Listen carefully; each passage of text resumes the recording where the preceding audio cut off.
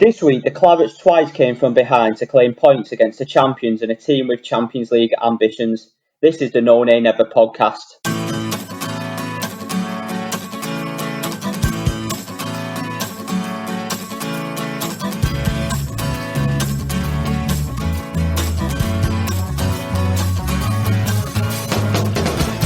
Hello and welcome to the No Nay Never podcast. I'm Richard Steele, sitting in for Natalie, who is hard at work again. But I'm delighted to say I'm joined by regular panellists Tom Whittaker and George Poole. Firstly, I'm curious to see what mood both of the panellists are in. It seems like Europe's slipping away a little bit, but you can't really argue getting 2 points against two really high-quality opposition, especially with injuries to our team. Moving on to the two games we've got to look at, we'll start with Liverpool on Saturday. Fantastic point for the Clarets, first team to take any points against Liverpool at Anfield this season in a really determined performance from Burnley. Tom, I'll come to you first. Going back to our last away game against real high quality opposition against City, do you think there was a lot of improvement in the Liverpool game? Just one look at the scoreline should tell you there was definitely. Yeah, sure. It's a funny one with Liverpool because obviously they're a bit of a machine and they've tended to give us a good going over at the turf when we played them. But I always feel like we can get at them a lot more than we can City. I mean, City always seems to be 4 or 5-0. We never lay a glove on them. But Liverpool, we always nick a goal. I think we've gone in front like the last 3 times at Anfield before this game. So I was always slightly hopeful we'd be able to put up a bit more of a showing than we're doing at City. And I think the other thing is it's a good time to play them. Obviously, they've already won the league. They've got nothing to play for now. Playing a couple of kids. I mean, they both played well, but I think maybe that sort of 2-3% drop off was there for Liverpool. You could see it, and that contributed as well. But yeah, we certainly stood up well, defended well, and I think we had a bit more ambition than we did in the City game. Whether that's because we sensed Liverpool a bit more there for the take-in, maybe because we've ridden our luck a little bit in the first half and kept the score down. But yeah, definitely a much improved performance. Yeah, spot on, Tom. Obviously, the City game was tough. The squad was decimated. We was disappointed with contract situations. First game after restart to, from where we are now, we're playing with so much more confidence. Our shape's looking much better. When we're really playing with more quality now. Moving on to Nick Pope. He's been absolutely fantastic this season. I think since we've come back from lockdown, he's gone up another level with his form. And some of the saves he made on Saturday were absolutely superb. He made 3 world-class saves in particular to deny Salah twice and then Mane. George, just sum up that performance for us. It was superb, wasn't it? And it really stood out a lot in the mainstream media as well. I was happy to see on Match of the Day, Gary Lineker and I can't remember the other pundits were on, but they were full of praise for Nick Pope. I mean, the one where he stayed from Salah, where I think it was to the top left of the goal, and you just got a fingertip on it and poured it away. I mean, it was absolutely superb. I think he's well up there in the conversation with England's number 1, obviously. And what stood out to me over the weekend was that they had Crouch on BBC, and he effectively said that Nick Pope was the best keeper he'd ever played with in training. He said he turned round as though he'd probably got a goal, and he'd turn round again and it wouldn't be in the back of the net. And thinking of all the amazing keepers that Crouch will have played with, I mean, that's some high praise indeed. I think his game, even though he'd played well throughout the course of the season, it just seems to have gone up another notch since the Project Restart. And I think hopefully if he can get that golden glove, he'll be well up there in conversation for England's number 1. And I think the better news is I can't see any of the big clubs needing a keeper. So hopefully he'll be our number 1 for years to come as well. Yeah, it seems, like as you mentioned there, George, he's just gone up another level. The save you alluded to against Salah, where he seemed to claw it out of the net, was absolutely superb. Really strong hand to it, and you just feel so secure with him in the goal. George, I'll stick with you, and we mentioned it last week. England's playing friendly, which has just been announced against Wales in October. Do you think he should be given a chance in that game? You'd hope so, wouldn't you? Especially after I think he started the last game. The last game England played, whether it was earlier this year, it might have been last year at this point. But I remember he started that game. You've got to think, unless if Southgate comes out and starts Pickford after all his bad form this season, then you've got your answer. Pickford's England's #1, and that's that. Because to be honest, there's not much more he can do to give up that spot. I mean, he made another mistake at the weekend, didn't he? So it'll be interesting to see if he gives maybe. I don't know if we've got 2 games. Have England got 2 games, or is it just the one? I think it's just the one against Wales that has been announced, unless they do announce any more. It'll be interesting to see whether he maybe gives Pope and Henderson half each, or if he just gives Henderson a go. I think you'll get your answer because it'll only be, another less than 12 months to the Euros when they play Wales. So I think you'll get your answer whether it's Pickford starting and that's the #1, or whether he gives Henderson or Pope a go. I mean, for us, let's hope it's Pope. Yeah, definitely. It'd be fantastic to see him start for England and get a really good run in the side, and amazing to see a Burnley player, start for England at a major tournament. So moving on to the second half, we really started to get into the game more. I thought the drinks break really helped us. I think after that, we really started to get into the game. We'll talk about the drinks break later. But in quite typical Burnley style, we got a free kick, ball pumped into the box, Tarky with that header. Players were queuing up at the edge of the box, but it landed to Jay. What a strike. How good a strike was that, considering it was dropping behind him, Tom? Yeah, he made it look a lot easier than it was. I think that's the player you want that to fall to, because I think Rodriguez has got much more of a propensity for taking the shot on than any of our other strikers. I mean, Wood's a sort of penalty box centre forward. You don't see him outside the box very much, let alone shooting from outside the box. Yeah. Barnes has got one in him, but Rodriguez, he's the kind of player who'll take on a shot that you're just not expecting him to. And sometimes it's the wrong decision, but thinking of the goal he scored against Chelsea this season, none of our other players are scoring that goal, and that was a similar one, I think. Wood probably wants another touch or two there, but just instinctive, swivel, caught it so cleanly. No chance for the keeper. Yeah, fantastic technique, great goal. Yeah, so obviously Jay's playing really well. He's been superb since lockdown. Wood come back into the team. He got 60 minutes against Liverpool, played a full 90 last night. Do you think that those two are our best strike partnership, Tom? It's a difficult one, isn't it? Because Barnes was playing really, really well at the start of the season, and he ended last season really well as well. And obviously tailed off quite a lot in the middle of the season, but a lot of that was with him carrying an injury. Yeah, I think you'd have to say, to be fair, Rodriguez has done enough to earn the shirt. He's chipping in with goals consistently, and he offers us a bit of something different, definitely a bit more mobile than Barnes, I think, and probably better technically as well. So yeah, I think you'd have to say, if we're starting next season with all 4 strikers fit, you'd start with Wood and Rodriguez. I certainly would.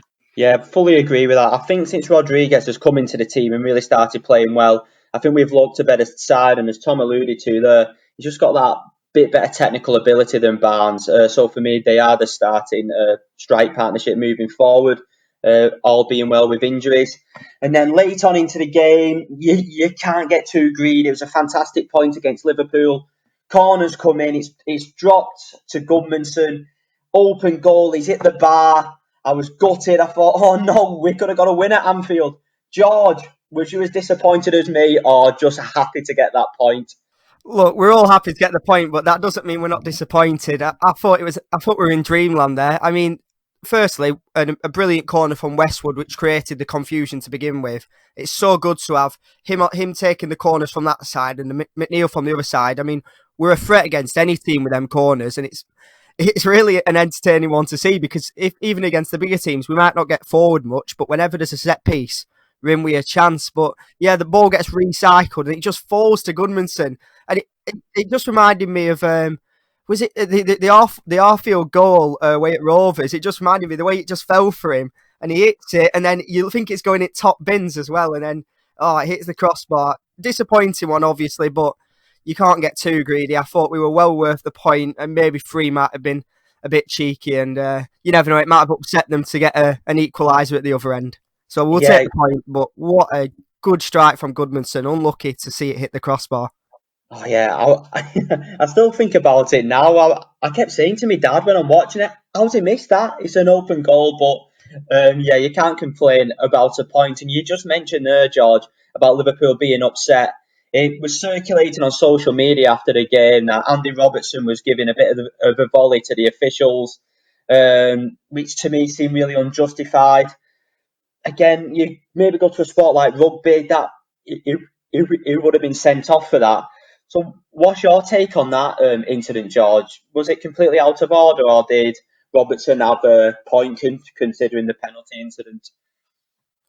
To be honest, I think in modern football, you come to expect that sort of behaviour from them towards the referees. The way the managers talk to them as well, there's a complete lack of respect, and I think it's something that it's whether the governing body wants to do something about it. Because if they laid down the law and said, right, from next season we're not taking any of this anymore, we're going to be having bookings, sendings off for these sort of incidents. You could really start to see the game be turned around in terms of the respect shown towards referees. I mean, you mentioned rugby union there, and the respect to the referees is so good that they can have microphones on the referees, and it enhances the viewing at home tenfold. I mean, you get to hear what the players are saying, and I know some people are saying, well, you might have the swearing, but I think what we've seen since Project Restart with the games with empty stadiums, I know the commentators have made note of this, of what little bad language there has been, and the players have definitely improved on that. Knowing that they're live on TV and you might be able to hear it. So I think it's something that if they did want to sort out, they really could do. And I think using the potential swearing as an excuse, it's just a bit, it's weak for me. And I think they need to sort of for lack of another word, to grow a pair and to actually just lay down the law and say, no, look, from next season, this isn't going to be acceptable. And then hopefully you could get to a point where we could have microphones on the referees, because when I watch rugby union, it's definitely a brilliant watch when you hear, the players and what they're saying to the referee and why he's made such a decision. So I think Robertson was out of order, but it's to be expected in the modern game unless they do something about it. I'd love to see that, George. Players, the refs getting mic'd up now. I'd love to see Sean Dyche give John Moss a bit of a volley too. I think that'd be absolutely brilliant, wouldn't it? But yeah, it's something that does grind on me a little bit. You always think that, this is being broadcast, to young kids and everything, and that's not in the spirit of the game, or it shouldn't be. But I suppose, and then Liverpool fans might argue that's what's made them a great team this year because they're such winners, etc. Okay, so moving to a point I mentioned earlier, we seem to really gain momentum after the drinks break in the second half, and it has seemed to almost be used as a tactical break. Now, I think Brentford's manager Thomas Frank actually had a big tactics board out with him the other week in a game. So, Tom, it's been banned for next season. Do you think that's a good thing that we're getting rid of the drinks break?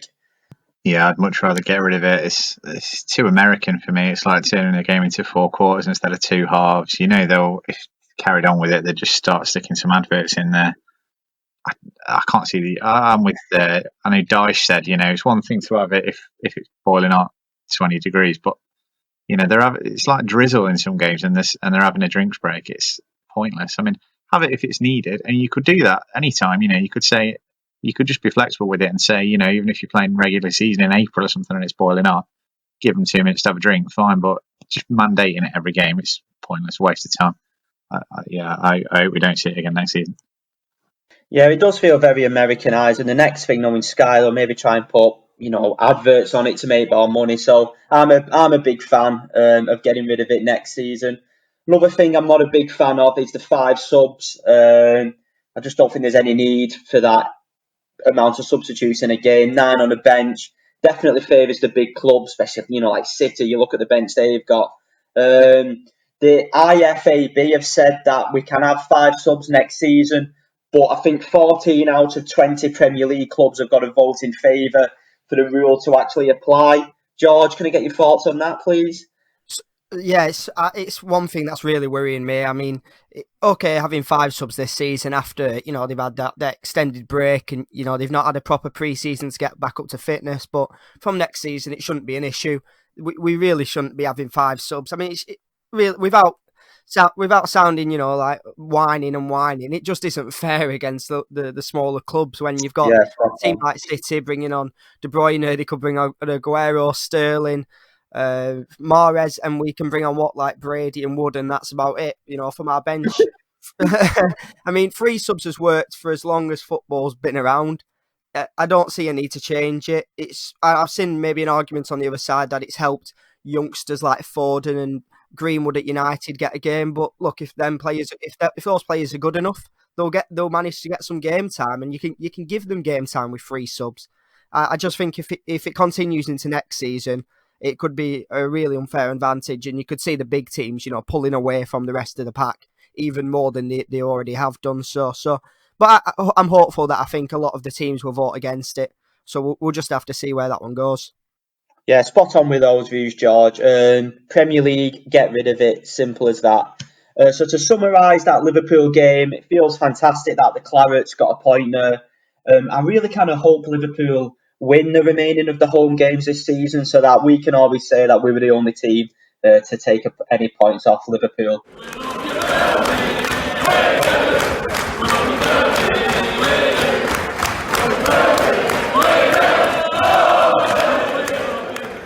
Okay, so moving on to last night's match at Turf Moor, a very cold and windy Turf Moor, according to the BBC commentary team, who seem to repeat that fact over and over again last night. I thought Wolves were excellent, really good to watch. They had Neves and Moutinho in the middle of midfield who really controlled the game. So in the end, for me, a really good point, especially the injuries that we had. But in the first half, there wasn't that much to separate the sides. There were two chances. Hotter had a good one for Wolves, Rodriguez one for Burnley, but it went to 0-0 at the break. Do you think any of them could have done better with those chances, Tom?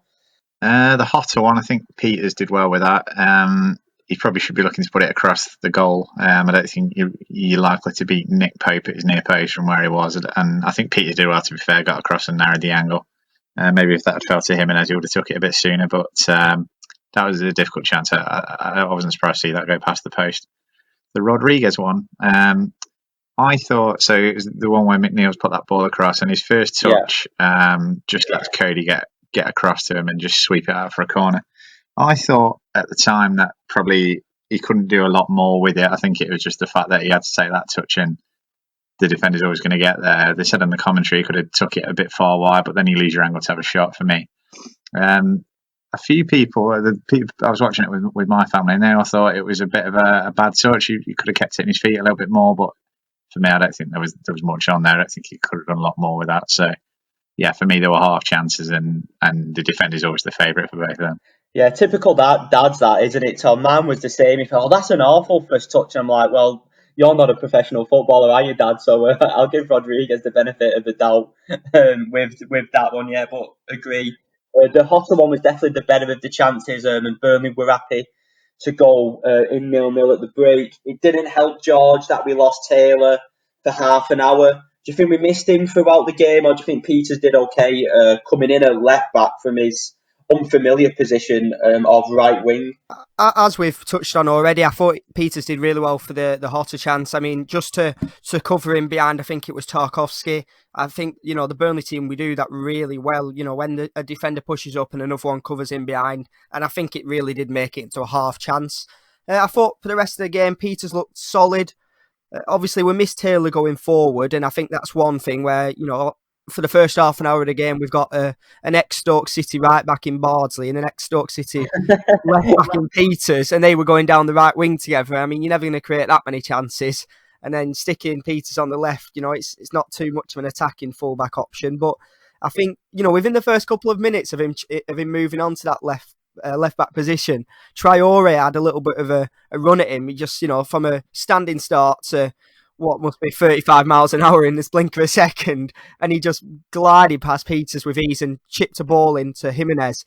Luckily, Jimenez hit I think it was a header just straight at Pope, but at that point I was thinking, bloody hell, this is going to be a long old game with Traore just absolutely whizzing past Peters. But to be honest, whether it was the whole team in the second half, maybe just defending a bit better, we didn't see Traore get as much one-on-one time with our fullbacks. And that, other than a couple of bright moments, and I know it was Traore's run where he burst through for their goal. But apart from that, there was no sort of one-on-ones with Peters. And I think we as a team did well to negate that threat. And, at no other point in the game did you see Peters really exposed. So yeah, I thought he was a dependable option in there, and I think it was a good summer signing from Dyche. He's proven himself well. Hopefully Taylor can come back though in the next couple of games because he's been brilliant all season as well, and it'd be a shame to lose another injury. I mean, bloody hell, we've had enough of those, haven't we? Yeah, I know you kind of just see him going down like flies at the moment. Just like another one. Yeah, for me, Peters, I thought he did okay. I still think he looks better in midfield, which is quite strange considering he is a fullback. But that kind of summarised the first half. Moving into the second half, I thought we started quite brightly. We got on the front foot more so. But then we obviously Wolves started to get back into the game slowly, and then we conceded that goal. Great finish by Jimenez, but George mentioned Traore there. He is difficult to stop when he gets going. He's so quick and so powerful. But for me, I felt we should have just volleyed him. There was three players around him. We didn't take him down. Tom, was you frustrated with how we let Traore go through the midfield, or do you just kind of go, it's really difficult to stop him, and it was a great strike by Jimenez? It's just one of those things. Did my head in that, didn't it? It's like, yeah, it did mine. I was trying to be polite. so frustrating.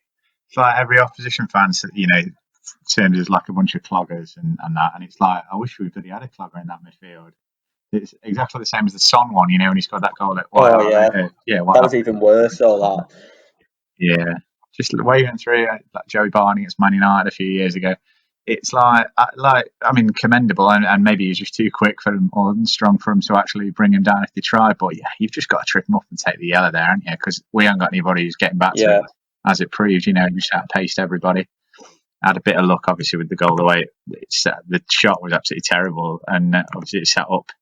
I heard on Match of the Day they were saying it was a difficult one. I think it did set up quite kindly for him, to be honest. But hell of a finish. But like that was sometimes you just got to hold your hands up and say fair play. That's just class. Fantastic goal, and the run was really good as well.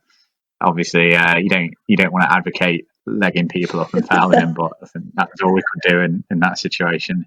A bit too honourable and noble for our own goods there. Yeah, sometimes people say that we're very dirty. I'd say we're tough, but in situations like that, just volley him and take a yellow and then get back in position. But as you mentioned, Tom, high quality finish. I think Jimenez has been one of the best strikers in the league this season, and it really showed. With that goal, great technique, and I was talking about how good Pope's been this season. He had absolutely no chance with that strike. But in typical Clarets fashion, we wasn't at our best, but we never give up. George, when Wood missed that absolute sitter, I think I could have scored that one. Did you think it was game over then? Oh, it was absolutely ridiculous, wasn't it? I mean, I watched the second half back today, and hearing it was Ben Mee and Phil Bird on commentary. And when Wood missed it, you could hear Ben Mee go, "What?" And then he just went, and then he was silent because obviously you don't want to criticise your teammate, but bloody hell, what a miss that was! All he needed to do was just nod his head at it. I mean, there's no way you could even miss that, or seemingly there is. I thought that was over at that point. That was the 91st minute, was it? Yeah. And then we had I think another attack in like the 93rd minute, and that broke down. And at that point, you think the game's just gonna dribble out here. Unfortunate loss, but we got the penalty, and what a penalty it was. I mean, I was talking to my dad today. I said I don't know why players don't do it more often. Just shoot in top corner. I mean, he said it might be harder than that. But I said the professional footballers should be able to do that. But it was a brilliant finish from Wood, and I mean, he needed it because he needed to make up for that miss. It always seems like Chris Wood that's missing sitters as well. I mean, I think he's one. I think he's our best striker, but he does miss a fair few of his sitters. Yeah, I think the improvements of Wood in he's always been a good goal scorer, but in his overall game this season has been superb. His hold-up play, running the channels, and I suppose that's why he scores so many goals. Is you can put those chances behind you, and then be as cool as that to step up and take the penalty. And like you said, George, you won't see many better penalties than that. I want to get both your opinions on this first. Firstly, I will stick with you, George. It was, there's a lot of contention over this. Some saying it was, some saying it isn't. Do you think it was a penalty? I think it's one of them where with VAR you go with the referee's decision because look, he's not. I think we can all agree he's not putting his arms up as a deliberate handball. Like, he is trying to protect himself. And I know there's still images from behind the goal where it looks like Chris Wood's, a mile away from him, and he is. But then you've got to take into account that, well, they're both moving players. Chris Wood's getting his legs up in the air. The defender's running towards Wood to head the ball out. I don't blame him for putting his arms up like that. If you saw 6'4" or whatever he is, Chris Wood lumbering his legs up in the air.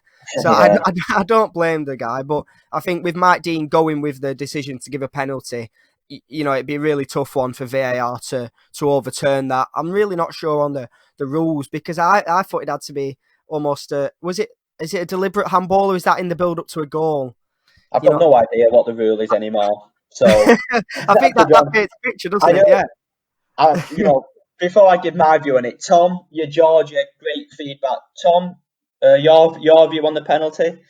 Yeah, I don't think you can say it's not handball because of his arms are out, unnatural. I don't think he has to. He's not, the boot's not actually that near his head when you look at it. I think if he'd been a bit braver there or just stood still, he'd have been all right.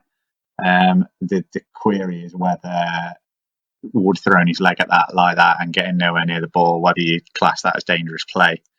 And to be honest, I wouldn't have been that unhappy if that had been deemed dangerous play and a free kick had gone against us. Yeah.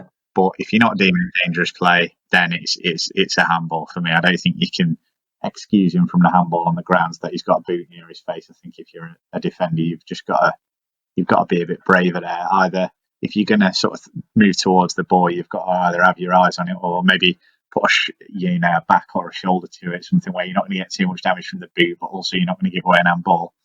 Either that or, like I say, stand still, gamble that he's going to miss it because you're not going to get in front of him, and then there's no issue. So I think we were a bit fortunate in that he's not gone straight for the easy decision, which was to give a free kick for dangerous play. But once you've done that, then it's a penalty for me, and I don't think there was any danger of it getting over to him when it got to that stage. Yeah, I'll great points. I don't feel I need to add anything more to that, but well done, Mike Dean. Sticking with you, Tom, you went on a Wolves fan podcast after the game last night. How did they view the match, and were they disappointed with the draw? Yeah, they saw the penalty incident slightly differently to what we did, as you might imagine. We had a good chat. I think we recorded it straight after the game, so I think the emotions were still quite high for them. Obviously, it was a bit more of a devastating result for them because it pretty much kills their hopes of getting in the Champions League. There weren't too many bones of contention apart from the penalty. I think they got a bit melodramatic about it. I think probably if they watch the incident back again, they'll realise that Matt Doherty wasn't in serious danger, or even I've seen some of their fans tweeting that it could have potentially killed him. I mean, blimey. I think it's like the emotions were getting the better of him slightly, shall we say? But that's what being a football fan's about at the end of the day. And so yeah, it was interesting to get their view of us. I think again, it was probably you could have filled a line of Cryos bingo with some of the opinions that were on there before I came on. But that's the way we like it, and it's one thing to get points off them. It's another thing to really ruin their day as well. Yeah, spot on, Tom. It's interesting always to hear other fans' point of view on key decisions, and I think there's probably definitely bias to one side or another with that penalty decision. So I think that summarises the Wolves game really well. Good point in the end, and it's really funny how karma comes around. It was almost identical at Molineux, which seems an absolute age ago. We played really well that game, scored a great goal in Barnes, and Wolves got a dubious penalty in the last minute and scored. And obviously last night game was the polar opposite of that. So yeah, 2-1-1 draws against Wolves this season, who are a fine side with some top players. So I don't think we can be too unhappy with that at all.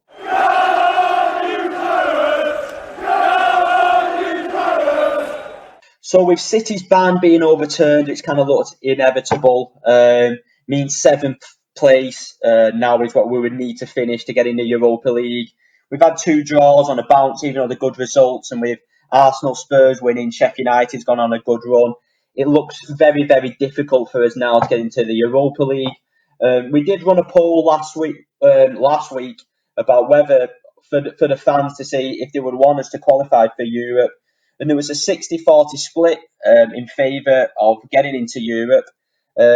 People who said no was mainly because of issues with squad, transfers, etc.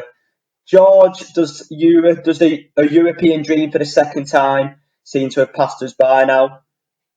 I'll tell you what, before I answer that question, I'd like to say I wish there was a 60-40 split on the Europe vote in 2016 in favour of staying in Europe. but no, I take your point, and I think the European dream is over for next season. For now, I think Tottenham are 7th place, 4 points above us. I think all the teams would have to, drop a lot of points in the last 2 games, and we'd have to win both. It does seem highly unlikely, but I'd like to echo Tom's points from last week's podcast where he was saying, I think for the people who did manage to go on to the European trips, I managed to go to all 3 games a couple of years back. And I've got to say the same as Tom. That's the stuff that you remember as a fan. The cup finals, the playoff win at Wembley. It's those trips that make it as a fan. It's not finishing 14th and staying up comfortably in the Prem, even though that is good, and we take that for granted nowadays. But it would have been brilliant to finish 7th or 8th if the ban hadn't been overturned by City spending the money in illegal ways. But the less said on that, the better. It's a shame we're not going to get it, but you can't really complain. We've lost 1 game in 14, which is just absolutely remarkable. Yeah. Especially when you take into account the sort of teams we've played. Wolves, they've been absolutely brilliant this season. Liverpool, I think, have we played Tottenham in that run as well? I saw a stat today, since the start of the year, we're 3rd in the form table, 27 points from 15 games. I think it probably, more than anything, it fills me with hope for next season, because if we can, balance out our form over the course of the season, who's to say we can't target a top 8 finish? I know it might seem fanciful, is that the word? But anyway, we'd have thought that about a top 10 finish before the start of this season, and now look at us. So I think, we'll have to see what happens next season. Yeah, I think, very fortunate, George, you got to go to all 3 games. I managed to go to Aberdeen away, which was amazing. I didn't quite have the funds at the time to make the other 2 trips. I was just praying that we would have got through to the group stage and got someone a little bit closer. But as you said there, it really fills you with optimism going into next season. Obviously, the close season, the transfer window situation with Dice kind of, leaves a little bit of uncertainty. But I really hope we do kind of, I say it every season, you want the club to keep progressing and getting better. There's the saying if you stand still, you go backwards. So hopefully, Dyche will get a little bit of backing, and I say that with my fingers crossed. So going into the last 2 games of the season, we've got Norwich away on Saturday, who were pretty rubbish, and then we've got Brighton at home, the last game of the season. So Tom, in previous seasons, the Clarets have maybe gone on the beach a little bit, but it seems that won't happen with this Dice team. So how do you think we'll do for the remainder of the games? Firstly, going into Saturday's game. Yeah, it'll be interesting to see because I have to say I thought this whole lockdown period was going to be similar to a Dyche end of season. I didn't think we'd approach it with the way we have done. We've put so much into it. And it's been the complete opposite, hasn't it? It's been unbelievable. Yeah, it's been fantastic. The spirit is just unreal, and I did think we were starting to look a bit leggy in the Wolves game. I think Westwood looked out on his feet, especially. The passing has dropped off quite a lot, but then we're playing 2 of the worst teams in the league in the last couple of games. So I think a lot of it will depend on how bothered we are about trying to get as high up the table as we can. I think we're pretty much nailed on to finishing the top half now.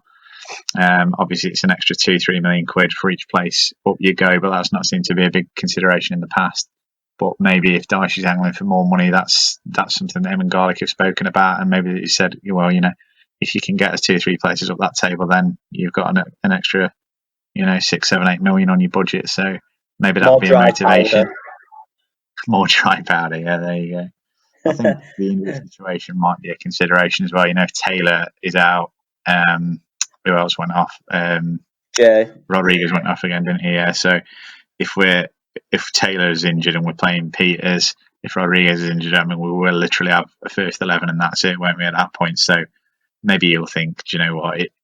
We're top half. We ain't getting in Europe. Maybe I'll play a few of the kids. So maybe that'll come into it as well, and that might affect the results. But on paper, yeah, we should have too much for Norwich and Brighton. So yeah, no reason we can't still be looking up. Yeah, it'd be nice to see some of the youth players again. It's, everybody says, throw these young lads in, but we don't really know how good they are. Obviously, when you play him at that level, it'd be nice to see Goodmanson get a start. I know his body's kind of been let him down recently, but I thought he looked really bright when he come on last night, and he's just a player I think he's got tremendous quality. It makes us a better team. So, Tom, I'll stick with you. What's your score prediction for Saturday against Norwich City? It would be really embarrassing if we were the only team since the lockdown who hasn't beaten Norwich. So yeah, I've got to go a comfortable 2-0. Yeah, George, same question for you. Score prediction and goal scorers. Yeah, I've got to agree with Tom there. I mean, Norwich, let's be honest, they've been absolutely awful since the start of the season, we may as well say.